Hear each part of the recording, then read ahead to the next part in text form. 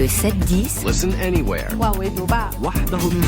sur France Inter. Géopolitique, Pierre Aski, bonjour. Bonjour Nicolas. Pierre, vous vous intéressez au débat autour du mot apartheid en Israël. Il n'y a pas si longtemps, quiconque employait le mot apartheid pour décrire la situation dans les territoires palestiniens risquait l'accusation d'antisémitisme. Hier, c'est un ancien patron du Mossad, le service secret israélien, qui a lancé l'anathème, rejoignant une petite liste de personnalités de l'État hébreu qui ont sauté le pas. Le tabou de l'apartheid saute progressivement en Israël en raison des outrances de l'extrême droite, membre de la coalition au pouvoir. C'est le reflet de la bataille politique exacerbée qui se déroule entre deux Israël que tout oppose. La situation dans les territoires palestiniens était restée largement à l'écart de ces débats, ce n'est plus le cas.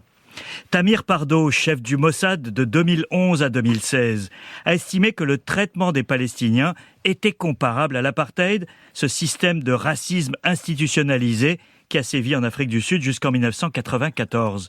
Un territoire dans lequel deux peuples sont régis par deux systèmes juridiques séparés, c'est un état d'apartheid, a-t-il dit. Et pourquoi, Pierre, cette déclaration maintenant ? Alors cet ancien chef du Mossad et d'autres anciens responsables militaires ou politiques se sont décidés à franchir le pas de cette qualification infamante en raison de la radicalisation de la coalition de Benyamin Netanyahou. La goutte d'eau a sans doute été une scène qui a choqué à la télévision israélienne. Itamar Ben-Gvir, ministre de la Sécurité intérieure, un dirigeant d'extrême droite qui habite dans la colonie juive de Kiryat Arba, à côté de d'Hébron, en Cisjordanie, était interviewé par un journaliste arabe israélien. Le ministre a déclaré en s'adressant au journaliste: « Je suis désolé, Mohamed, mon droit, celui de ma femme et de mes enfants de circuler en Judée-Samarie, c'est le nom biblique de la Cisjordanie, est plus important que le droit des Arabes à la liberté de circulation. » S'il fallait donner une définition de l'apartheid, le ministre l'a fourni lui-même.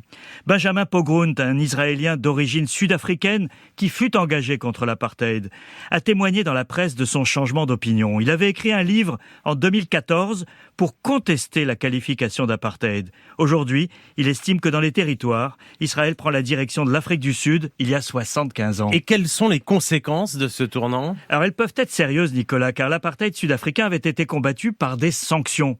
Aujourd'hui, les partisans de sanctions contre Israël sont minoritaires, mais pourraient s'appuyer sur cette qualification, désormais admise à l'intérieur même d'Israël, pour se faire entendre. Mais surtout, la fin de ce tabou remet la question palestinienne dans le débat.